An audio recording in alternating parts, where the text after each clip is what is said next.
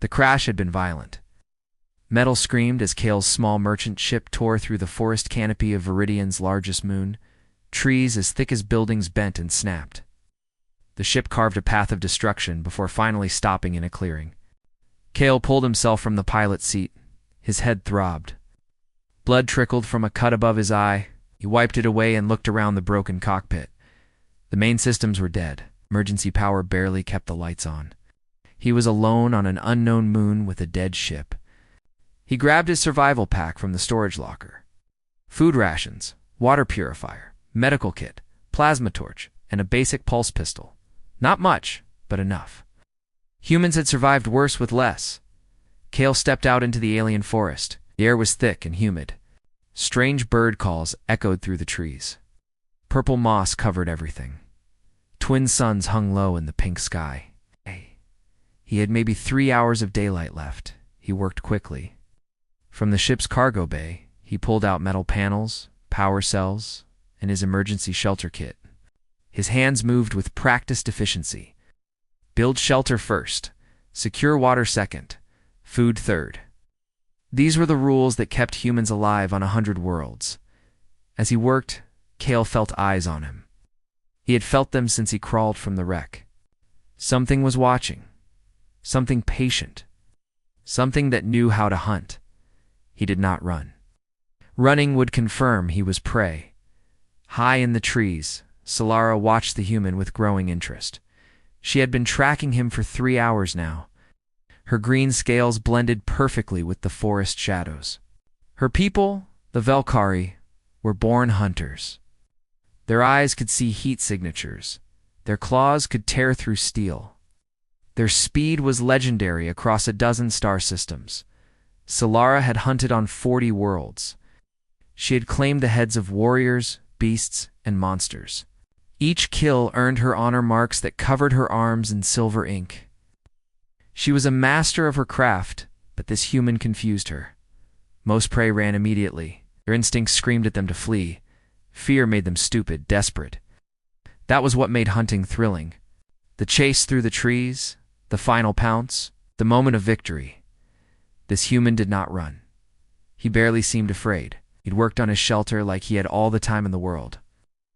Like he was not being hunted at all. Solara dropped from the tree. She landed 15 meters from the human with a heavy thud. Her claws extended. Her tail swished behind her, balancing her 2-meter frame. She smiled, showing rows of sharp teeth. "Human," she called out in perfect standard galactic. "I am Solara of the Velkari. You have been chosen for the great hunt." Kale looked up from his work. He studied the reptilian hunter calmly.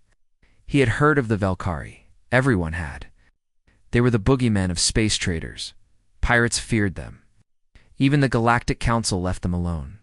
"I see," Kale said. He turned back to his work, securing another panel. Solara's smile faded slightly. "You understand what this means? I am going to hunt you, to kill you. Take your head as a trophy." "Uh-huh," Kale said. He did not stop working. Anger flickered through Solara. "I am offering you the traditional head start. Run, human. Make this interesting. Show me you have courage." "I am busy," Kale said. "Busy." Solara's voice rose. "I am offering you a chance to survive a few more hours and you are busy." Kale finally stopped. He stood and faced her fully. He was shorter than her by 1/2 meter. His body was soft compared to her scales and muscle. He had no claws, no natural weapons, no armor. By every measure, he should be easy prey. But his eyes held something that made Solara pause. They were cold, calculating, completely unafraid. "Let me explain something," Kale said quietly. "I have been in 4 ship battles, survived 3 crashes, fought off pirates on 6 occasions, and spent 2 years on a death world where the plants tried to eat me. I am here, alive, because humans do not die easy." He took a step toward her. Solara, despite herself, took a step back. "So here is how this works," Kale continued. "You can leave, find someone else to hunt, or you can try to kill me. But I promise you this. If you come for me, only one of us walks away. And I am betting everything I have that it will be me. Solara stared at him. In 3 decades of hunting, across 40 worlds, through hundreds of kills, no prey had ever spoken to her like this. They begged, they threatened, they cried, they bargained. They ran, none had ever simply stated as cold fact that they would kill her instead. "You are bluffing," she said, but her voice lacked confidence. "Try me," Kale said. He returned to his work. Solara's pride burned. She was a master hunter. This was some weak prey species that had barely left their home system a century ago. Humans had no claws, no speed, no armor. They were soft and slow and weak. She lunged, Kale moved, not away but toward her. He rolled under her claws and slammed his plasma torch into her leg. The beam burned through scales. Solara screamed and lashed out with her tail, caught Kale in the chest, and sent him flying. He hit the ground and rolled to his feet instantly. Blood ran from his nose, but he was smiling now. "Last chance," he said. "Walk away," Solara roared. Her leg burned with pain, but fury overrode it. She charged again, faster this time, using her full speed. Kale dodged behind a tree. Solara's claws tore through the trunk like paper. She spun, expecting him to be running. Instead, he was right there, inside her guard. He jammed his pulse pistol under her jaw. He whispered. Then he stepped back and walked away, back to his shelter, back to his work. Solara stood frozen. The pistol had not fired. He could have killed her. One shot to the brain, easy, simple, but he had not pulled the trigger. She watched him work for a long moment. Her leg still burned. Pride burned worse. What kind of prey spares their predator? The twin suns set. Solara retreated into the forest, but she did not leave. She needed to understand this human, needed to know why he did not run, because deep in her hunter's heart, a cold truth was forming, something her instincts screamed at her.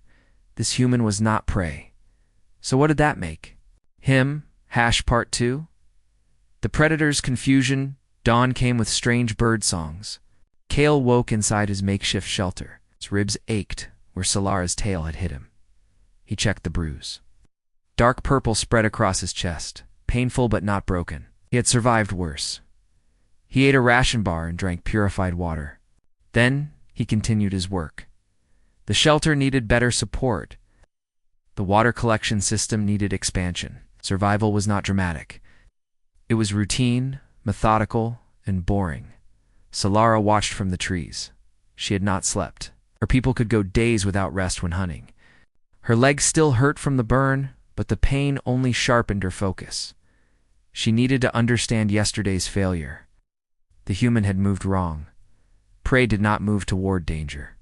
Prey did not spare predators. Prey did not return to boring tasks after nearly dying. Solara decided to test him properly this time. She dropped silently from the canopy. Her approach made no sound. Years of training made her steps lighter than air. She came at him from behind, claws ready for a non-lethal strike to disable his legs. Kale spun and threw dirt in her eyes. Solara hissed and stumbled back, temporarily blinded. By the time her vision cleared, Kale stood 5 meters away with a piece of jagged metal in his hand. "Morning," he said calmly. "How did you hear me?" Solara demanded. Her approach had been perfect, silent. No prey should have heard it. "I did not hear you," Kale said. "I heard what stopped when you got close. The insects went quiet. The birds changed their songs. The forest told me you were coming." Solara felt her respect for this human growing despite herself. "Clever, but cleverness will not save you." She attacked again. This time, she used her full combat training. Valkyrie techniques refined over thousands of years. Strikes designed to kill warriors in armor. Speed that made her a blur. Kale moved differently than any opponent she'd ever faced. He did not try to match her strength or speed. Instead, he stayed close to obstacles, used the environment, made her advantages meaningless in tight spaces. When she struck high, he went low. When she tried to corner him, he used debris from his crashed ship as barriers. He turned the battlefield itself into a weapon. And worse, he was learning. Every technique she used once did not work as well the second time. He adapted, adjusted, evolved his tactics moment by moment. They fought through the clearing. Solara's claws tore metal and wood. Kale's improvised weapons scored shallow cuts on her scales. Neither could gain the advantage. Finally, Solara managed to grab him by the throat. She lifted him off the ground, claws pressing against his soft skin. Victory was hers. Finally, she hissed. Now you understand. Humans are prey. Kale did not struggle. He looked her in the eyes and smiled. You were standing in coolant from my ship's engine. Solara looked down. Blue liquid covered the ground beneath her feet. She had been so focused on the fight that she had not noticed Kale leading her in a circle. The human body conducts electricity poorly, Kale said quietly. Reptile bodies conduct it very well. He pressed a button on a small device in his hand. Electricity arced through the coolant. Solara's whole body seized. Her muscles locked. She dropped Kale and collapsed, twitching on the ground. Kale stood over her. He held the jagged metal piece like a knife. One quick strike to her throat would end it. She was helpless. She was prey. He tossed the metal aside. 3 times now, Kale said. 3 times I could have killed you. Stop attacking me. I have work to do. He walked away again. Lara lay on the ground, paralyzed and humiliated. She had hunted for 30 years. She had killed beings 3 times her size. She had never, not once, been defeated like this. Not just defeated, spared, pitied. The paralysis wore off slowly. By the time she could move again, the suns were high overhead. She dragged herself into the shade and watched the human work. Who was he? Solara accessed her ship's damaged computer through her wrist device. She searched the galactic database for information on humans. What she found both fascinated and horrified her. Humans came from Earth. A death world where nearly everything wanted to kill them. Predators with claws and teeth. Diseases that evolved as fast as they did. Whether that could freeze or burn them? Other humans that made war constantly. Humans had no natural weapons. No armor, no speed, no venom. But they had endurance. When humans hunted on Earth, they did not chase prey for minutes like other predators. They chased for hours, days. They followed their prey until it collapsed from exhaustion. Then they killed it. Persistence predators, the database called them. Humans were not built to kill quickly. They were built to never stop. Solara thought about the human's words. I am betting it will be me. Not because he was stronger. Not because he was faster. But because he would not stop, would not quit. Would not die no matter what she did to him. She had been thinking about this all wrong. Kale was not refusing to be prey. He did not understand the concept.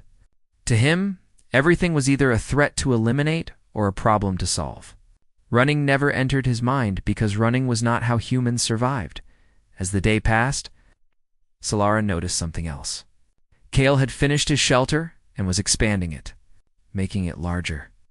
Why? By evening, she had her answer. The shelter now had 2 sections. One for him. One roughly Valkyrie-sized. He was building her a room. Why? She called out from the tree line. Kale looked up. Because the nights here are cold. Because you were injured. Because despite trying to kill me twice today, you are going to try again tomorrow if you stay out there. Better you recover properly first. Makes for a better fight. You want me to recover so I can kill you more effectively? I want a fair fight, Kale said. Not an execution of someone weakened by infection and exhaustion. Solara stared at him. You are insane, probably, Kale agreed. He returned to his work. As darkness fell, the forest became dangerous. Solara heard the sounds of large predators moving through the undergrowth. Things that hunted at night. Things even Valkyrie avoided. She could stay out here risking attack while injured. Or she could accept the insane human's offer. Pride warred with survival instinct. Survival. She approached the shelter slowly, ready for a trap. There was none. Inside, Kale had left medical supplies, food, and water in what he had designated as her space. He sat in his section, cleaning his tools, not even watching her. The medical kit has antibacterial gel, he said, without looking up. Your leg burn looks infected. Purple streaks mean the infection is spreading. Solara looked at her leg. He was right. She had been ignoring it, letting pride override pain. That was foolish. Hunters who ignored wounds became prey. She used the gel. It stung, but brought relief. She ate the food he left. It was his rations, not hers. He was sharing his limited supplies. Why? She asked again. "'Cause you asked a question yesterday," Kale said. "You wanted to know why? I do not run." The answer is simple. Humans do not survive by running. We survive by outlasting everything that tries to kill us. By adapting. By refusing to quit. He finally looked at her. "You are a hunter. I respect that. But I am not prey. I am a different kind of predator. The kind that makes other predators extinct." The words should have sounded like boasting. Instead, they sounded like history. Solara lay down in her section of the shelter. For the first time since landing on this moon, she felt uncertain. Everything she knew about hunting was being challenged by one stubborn human who refused to understand he should be dead, outside. Night predators screamed in the forest, inside. A predator and a human rested under the same roof. Neither was sure what they had become to each other. Part 3. Understanding the human 3 days passed. Solara stopped trying to kill Kale. The attempts had become embarrassing. Each time she attacked, he found a new way to counter her. Each time he could have killed her, he chose not to. Instead, an unspoken truce formed. She watched him work during the day. At night, they shared the shelter. They did not speak much, but the silence was no longer hostile. Kale's efficiency impressed her. He had built a water collection system from ship parts. He had set traps that caught small animals for food. He had reinforced the shelter against wind and rain. In less than a week, he had not just survived, but thrived. "Where did you learn this?" Solara asked one morning as Kale checked his traps. "Military survival training," Kale said. "Then 20 years of merchant work on frontier worlds. You learn or you die. Your people prepare for death," Solara observed. "We prepare to live despite death, trying very hard to claim us," Kale corrected. He pulled a rabbit-like creature from a trap. "My species spent 200,000 years nearly going extinct on our own world. We learned that the universe does not care about fairness. So we learned to make our own fairness." Solara helped him prepare the animal. Her claws made butchering easy. The Valkyrie believed strength determines survival. The strong eat the weak. This is natural law. The strong eat the weak, Kale agreed. Until the weak become strong. Then the law changes. That night, Solara told him about her people. The Valkyrie had been apex predators on their world. When they reached space, they continued hunting. It was their culture, their religion, their purpose. To hunt was to live. To kill was to prove worth. "I have 43 honor marks," she said, showing the silver tattoos on her arms. 43 worthy kills. Each one earned with skill and courage. "You are proud of them," Kale said. Solara looked at her claws. "Now I am not certain. You would have been my 44th mark. But you have defeated me 4 times. Spared me 4 times. What does that make me? Still a hunter? Or have I become prey?" "Neither," Kale said. "You are someone learning that the universe is bigger than one set of rules."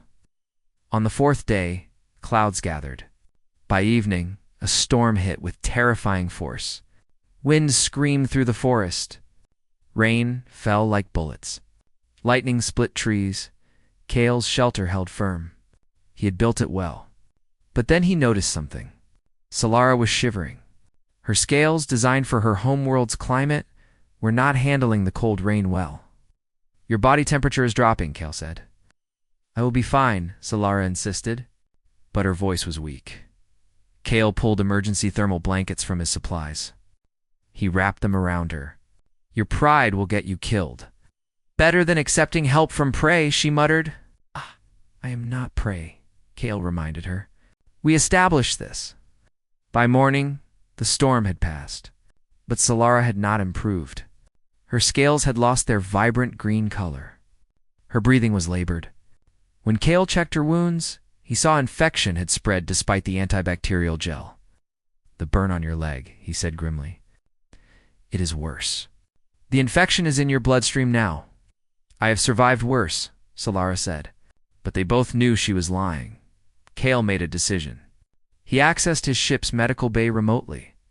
Most systems were dead, but the medical storage was separate, designed to survive crashes. Inside were broad-spectrum, antibiotics and immune boosters.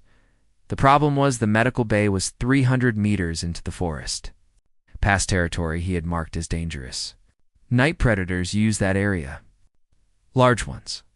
"Stay here," Kale said. "Keep warm." "I will return." "You're going for medicine," Solara said. It was not a question, yes. "Why?" The question came out as barely a whisper. "I tried to kill you. Multiple times. Leave me to die. Take my survival supplies. You would live better." Kale looked at her with those cold, calculating eyes. But behind the coldness, she saw something else. Something her people did not have a word for. "Because you are not hunting anymore," he said quietly. "You are just someone who needs help." He left before she could respond. The journey to the ship was dangerous. Kale moved carefully through the forest. His pulse pistol was ready. His senses were alert. The forest during day was different than at night, but still deadly. He found the medical bay intact. He grabbed everything useful. Antibiotics, immune boosters, pain suppressors, surgical supplies. As he turned to leave, he heard movement behind him. Something large blocked the doorway. Something with 6 legs, 4 eyes, and a mouth full of teeth. A void stalker, 2 meters tall, covered in black scales, built for killing. Kale had no room to maneuver. The medical bay was small. The stalker was fast. He did the only thing he could. He threw a medical scanner at its face, blinding it temporarily, then dove between its legs. Claws raked his back, tearing his shirt and skin. But he made it through. He ran. Not from fear, but because running was the smart tactical choice. The stalker chased him. It was faster, but Kale knew his path. He led it through the traps he had set days ago. The first trap caught one of its legs. The second released a net that tangled its body.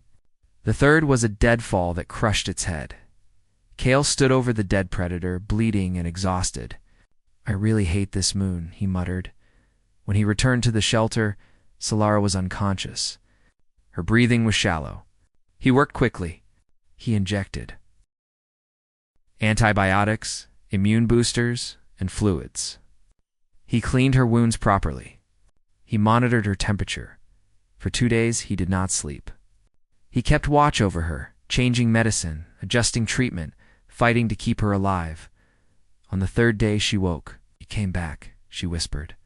"Of course I did," Kale said. He looked exhausted. Bandages covered his back where the stalker had clawed him. "You were injured?" "For me, yes. Why?" The question that had defined their relationship. Why did he not run? Why did he not kill her? Why did he save her? "Because my people learned something yours never did," Kale said. "The strongest predator is not the one with the biggest claws or sharpest teeth. It is the one who knows when to stop hunting and start helping." Cooperation made humans apex predators. Not on our world alone, but on every world we touch. Solara looked at him with new eyes. This human had defeated her not through strength, but through something she had no defense against: compassion, stubbornness, the absolute refusal to let death have its way. "I do not understand you," she admitted. "You're starting to," Kale said. "That is enough." Outside, the forest continued its endless cycle of hunting and death. Inside the shelter, 2 beings from different worlds rested. One was healing. One was exhausted. Both were beginning to understand they were no longer enemies. They were something new. Part 4. Bonds forged in survival. 2 weeks on the moon changed everything. Solara recovered fully from her infection. Her scales returned to their vibrant green. Her strength came back, but she did not return to hunting Kale. Instead, they became partners. "Show me how you move," Solara said one morning. They stood in the clearing, both holding training weapons made from wood and metal scraps. Kale demonstrated human combat techniques. They were strange to her eyes, not elegant like Valkyrie forms. They were brutal, efficient, focused on ending fights quickly. Humans are weak, Kale explained, so we learned to fight dirty. Eyes, throat, knees, we target weaknesses. Make strength irrelevant. Dirty fighting, Solara repeated. We call this cowardice. Call it winning, Kale countered. Dead, honorable warriors are still dead. Ow. It was the first time he had heard her laugh. The sound was harsh, like rocks grinding together, but genuine. Your turn, Kale said. Teach me. Solara showed him Valkyrie techniques. How to use superior reach. How to read an opponent's balance. How to turn momentum into devastating strikes. Things that took her people years to master. Kale absorbed it all like a sponge. His body could not match her speed or strength, but his mind grasped the principles instantly. Within days, he was incorporating her techniques into his own style. You learn fast, Solara admitted.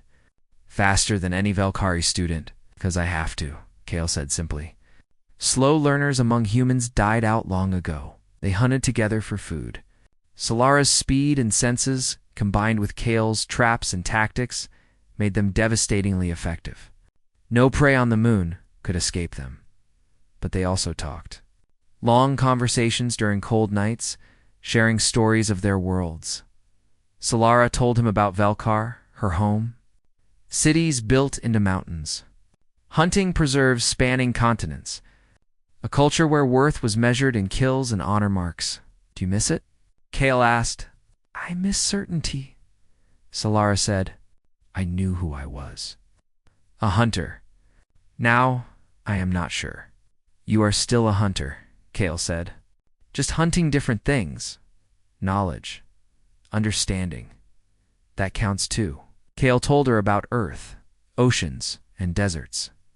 Billions of humans packed onto one world, constantly fighting, loving, creating, destroying. A species that could not agree on anything except that they refused to quit. Your world sounds chaotic, Solara observed. It is, Kale agreed. That is why we are good at adapting. Chaos was our teacher. On the 18th day, everything changed. They were hunting near the canyon lands when Solara's head snapped up. Her sensory pits, which detected heat, flared. Something big, she whispered. Very big. Moving toward us. Kale checked his scanner. The reading made his blood run cold. Voidworm. Apex predator of this moon. 3 times the size of the stalker I killed. Armored hide, acidic breath, and very, very hungry. They saw it emerge from the canyon. The worm was massive, 20 meters long, covered in black and red scales that looked like volcanic rock. Its 6 eyes gleamed with predatory intelligence. Its mouth dripped acid that hissed where it touched the ground. We should run, Solara said. Fear crept into her voice. Even my people do not fight void worms. They are unkillable. Nothing is unkillable, Kale said. But even he sounded uncertain. The worm spotted them. It roared, a sound that shook trees. Then it charged. Kale and Solara ran. Not from fear alone, but because running was the smart choice. They needed to reach better ground. The clearing gave them no advantages. They made it to the crashed ship. The worm followed, smashing through trees like they were grass. Its speed defied its size. Split up, Kale yelled. They ran in different directions. The worm chose Solara. She was faster, more threatening. Natural predator logic. Kale used the moment. He grabbed a piece of sharp metal and threw it at the worm's eye. The metal bounced off armored scales. But it got the creature's attention. The worm turned on him. Acid breath sprayed across the ground. Kale dove behind ship debris. The acid ate through metal like paper. Solara attacked from behind. Her claws found gaps in the armored scales. She drew blood. The worm spun, faster than something that size should move, and caught her with its tail. She flew 10 meters and hit a tree hard. Kale ran to her position, drawing the worm away. He was bleeding from a dozen cuts. His left arm hung uselessly. Solara struggled to stand, her left leg broken. They were losing any brilliant human ideas. Solara gasped. Kale looked at the worm, at the ship, at the canyon behind them. His mind worked through scenarios at incredible speed. Most ended with them dead. But one might work. "Can you run on that leg?" he asked for a little while. "Why?" "Because we are not prey," Kale said. "So we stop running away. We run at it. That is insane." "You said that before." "I am still alive." The worm charged again. Instead of running, Kale and Solara ran toward it. At the last moment, they split. Kale went left, Solara right, confused. The worm tried to turn. Its momentum was too great. It slid past them, claws scraping ground, unable to stop. "Again," Kale yelled. They repeated the tactic. Every time the worm charged, they charged back and split. Each time they led it closer to the canyon edge. The creature was powerful, but not smart enough to recognize the trap. On the fifth charge, Kale did not split. He dove forward under the worm's head and jammed his plasma torch into the soft tissue under its jaw. The torch burned hot, deep into flesh. The worm screamed. It thrashed, throwing Kale aside. But the damage was done. It was wounded, bleeding, angry, and standing at the canyon edge. Solara understood. She charged at the worm from behind, using all her remaining strength. Her claws tore into its back legs. Not enough to kill, but enough to make it stumble. The worm lost its balance. It scrambled for purchase, claws digging into rock. For a moment, it seemed like it might recover. Then Kale stood, bleeding, exhausted, barely able to move. He looked at the dying worm with those cold, calculating eyes. "This is our moon now," he said quietly. He kicked a large rock. It hit the worm's face. It's not hard, but enough. The creature fell, 20 meters down into the canyon. They heard the impact, then silence. Solara limped to Kale's side. They both collapsed, sitting at the canyon edge, broken and exhausted. "We killed it," Solara said in disbelief. "A void worm, the two of us." "You wanted to know why humans don't run?" Kale said. His voice was weak but steady. "Because we learned long ago that if you run, you die tired. Better to make the thing hunting you die instead." Solara looked at him. This human who should have been her prey, who had become her teacher, her partner, her friend. "I have never felt more alive," she admitted. "Fighting beside you, not against you." "Beside you, neither have I," Kale said. They sat in silence as the twin suns set. Two predators from different worlds, both wounded, both victorious, both changed forever by what they had learned from each other. In the distance, they heard the sound of engines. Rescue ships, finally arriving. Their time on this moon was ending, but what they had begun was just starting. Part 5. The choice to ships descended from the pink sky. One was a sleek Valkyrie war vessel, black and red, designed for hunting. The other was a battered human merchant cruiser, patched and practical, designed for surviving. Kale and Solara stood in the clearing, watching them land. Medical teams rushed out from both ships. The humans reached Kale first. They wrapped his wounds, gave him water, asked rapid questions about his condition. The Valkyrie team approached Solara more carefully. They saw her broken leg, her torn scales, her exhaustion. But more than that, they saw her standing beside a human, not hunting him, not threatening him, just standing together. "Hunter Solara," the Valkyrie commander said. His scales were deep red, covered in honor marks. His name was Kreth, and he was a legend among their people. "We tracked your distress beacon. Your ship reported a crash. We came as quickly as possible." "Commander Kreth," Solara bowed her head respectfully. "I thank you for the rescue." Kreth's eyes moved to Kale. "I see you found prey during your time here. Have you claimed your kill?" The question hung in the air like poison. Every Valkyrie present watched. They expected to see a human head as a trophy. It was tradition. It was law. No, Solara said clearly. Kreth's expression hardened. No? You have been on this moon for nearly 3 weeks. Plenty of time for a hunt. Did the prey escape? No, Solara said again. The human did not escape. I chose not to kill him. Silence. The kind of silence that precedes violence. You chose. Kreth's voice was dangerously quiet. You chose to fail the great hunt? To abandon our ways? To disgrace your honor marks? I chose to learn something more valuable than another kill, Solara said. She stood straighter despite her wounds. I learned that strength comes in many forms. That humans are not prey. They are survivors, adapters, predators of a different kind. Heresy, another Valkyrie warrior spat. Prey is prey. Weakness is weakness. You have shamed us all. Kale watched from beside his own rescue team. The human medical officer touched his arm. Sir, we should get you on the ship. This situation looks dangerous. Wait, Kale said quietly. Kreth circled Solara slowly. You understand what you have done? You have violated our most sacred tradition. The penalty is death or exile. You will lose your honor marks. Your name will be erased from our records. Everything you were will be forgotten. I understand, Solara said. Her voice did not waver. Then you are no longer Valkyrie, Kreth declared. You are nothing. She is not nothing, Kale said. Every Valkyrie turned to look at him. The human who dared speak during their judgment ritual? Kreth's claws extended. The prey speaks? Kreth's voice dripped with contempt. You should run, human. That is what your kind does. No, Kale said. He walked forward despite his wounds.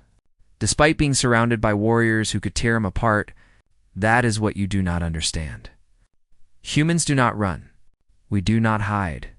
And we do not abandon our own. He stood beside Solara, facing Kreth, facing all of them. For 3 weeks, Solara and I survived this death world together, Kale continued. We killed a void worm. Together, something even your greatest hunters avoid. She learned from me. I learned from her. She is worth more as an ally than as another mark on her arms. Ally. Kreth laughed. It was a harsh, mocking sound. Valkyrie do not have allies. We have prey and we have fellow hunters. Nothing else. Then you are limited, Kale said simply. Your species could be so much more. Kreth moved fast. His claws went for Kale's throat. But Solara was faster. She blocked the strike with her arm, putting herself between the commander and the human. You will not touch him, she said. You defend prey over your own kind. Kreth hissed. You truly are lost. I defend someone who has shown me more honor in 3 weeks than our people have shown in a lifetime of killing, Solara said. I will not kill him. I will not allow you to kill him. And if that makes me no longer Valkyrie, then so be it. The human captain, an older woman named Torres, stepped forward. This is getting complicated. Kale, we need to leave. In a moment, Captain Kale said. Then he addressed Solara directly. You do not have to do this. I can leave.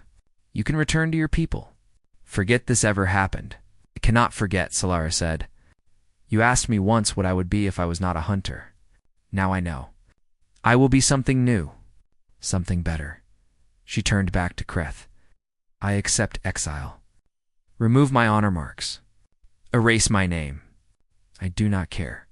I've learned more truth in 3 weeks with one human than in 30 years of hunting. Kreth stared at her for a long moment. Then he gestured to his warriors. They advanced, claws ready to strip away her marks. Stop, Kale said. There is another option. Everyone looked at him. Come with us, Kale said to Solara. Humanity needs someone who understands both sides. We are expanding into the galaxy. We do not understand most species we encounter. You could teach us.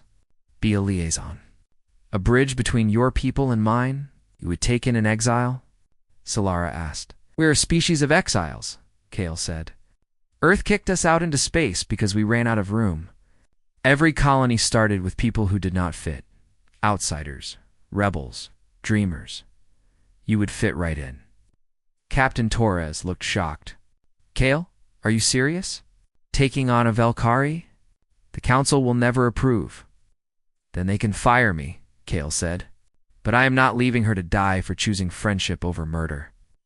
Solara looked at Kale, at the humans standing behind him, at her own people, who now looked at her with disgust and hatred. The choice should have been difficult. It was not. Accept, she said. Kreth hissed in fury. If you leave with them, you can never return.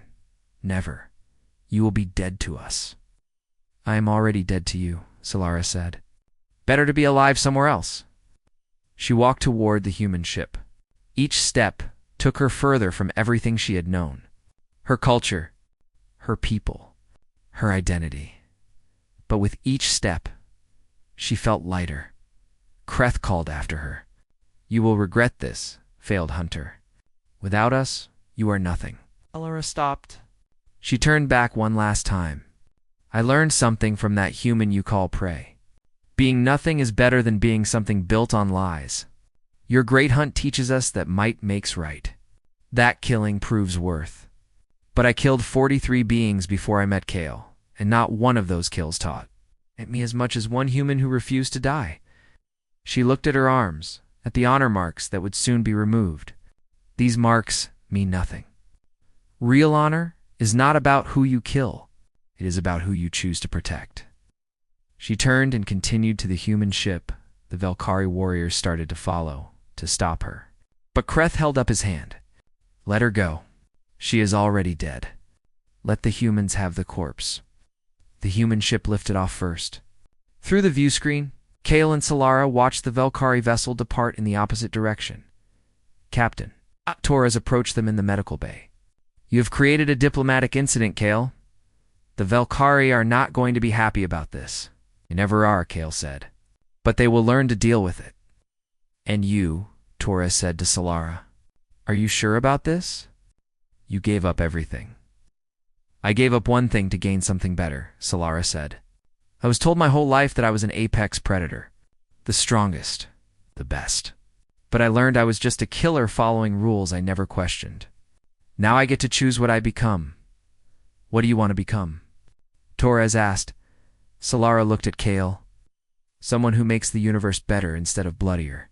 3 months later, Solara stood on the bridge of the human exploration vessel, Wanderer. She wore a simple jumpsuit instead of Valkyrie armor. Her honor marks had been removed, leaving faint scars on her scales. She did not miss them. She had taught the human crew Valkyrie combat techniques. They had taught her human philosophy, technology, and humor. It was an exchange that benefited everyone. Kale worked beside her as first officer. Together, they had helped negotiate peace with 2 species and avoided war with a 3rd. Humanity was learning that the galaxy was complex, that not every problem needed violence to solve. An alert sounded. A ship appeared on scanners. Unknown configuration. Weapons hot. The alien vessel hailed them. The creature on screen was massive, covered in spikes, with multiple arms holding weapons. It spoke in a growling language that the computer translated. Human vessel, you have entered Krovik hunting grounds. Prepare to be boarded and taken as slaves. Resistance will be met with death. The bridge crew tensed. Captain Torres looked at Kale. Recommendations. Kale looked at Solara. They both smiled. The expression would have terrified the Krovik if they understood what it meant. Captain Solara said calmly, permission to handle this? Granted. Solara opened a channel. Krovik vessel, I am Solara, formerly of the Valkyrie. Let me tell you something important. You see this ship and think easy prey. You see humans and think weak. She leaned closer to the screen. You are about to learn what I learned. Humans do not run. They do not surrender. They do not die easy. And the most dangerous predator in this galaxy is the one who refuses to be prey. The Krovik commander laughed. Brave words. But words mean nothing against our weapons. "Then come and find out," Solara said. "My human friends are eager to teach you what they taught me." Kale stood beside her. "Last chance. Walk away. Find easier targets," or stay, Solara added. "And learn why this entire sector now respects the humans and their allies." The Kravik commander studied them, saw their confidence, saw their calm, saw something that made his predator instincts scream warnings. "You will find other prey," he said finally. The ship turned and jumped away. The bridge crew cheered. Torres shook her head in amazement. "How did you know they would back down?" "Because real predators recognize other predators," Solara said. "They saw we were not afraid. That meant we had reasons not to be afraid. Smart hunters do not attack unknown dangers." "The Velkari would never have backed down," Kale observed. "The Velkari are fools," Solara said without regret. "They forgot that surviving is more important than pride. You humans remember that. It is why you will inherit the galaxy." She looked out at the stars. Somewhere out there, her people still hunted, still killed, still measured worth in blood and honor marks. She did not miss it at all. Here, among humans and their allies, she had found something better than hunting. She had found purpose, partnership, peace when possible, strength when necessary. Kale touched her shoulder. "Still happy with your choice?" Solara showed her sharp teeth in a smile. Every single day, they stood together on the bridge, looking out at infinite space. A human and a Valkyrie, both exiles in their own way, both finding home in the journey instead of the destination. Behind them, the crew worked efficiently.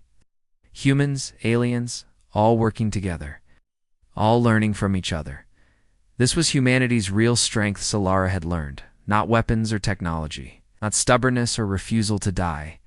It was this, the ability to turn enemies into allies, to see potential instead of threats, to build bridges instead of walls. "Where to next, Captain?" the navigator asked.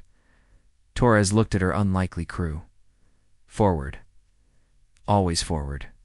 The Wanderer jumped to faster than light speed, carrying its crew deeper into the unknown, carrying the future with it.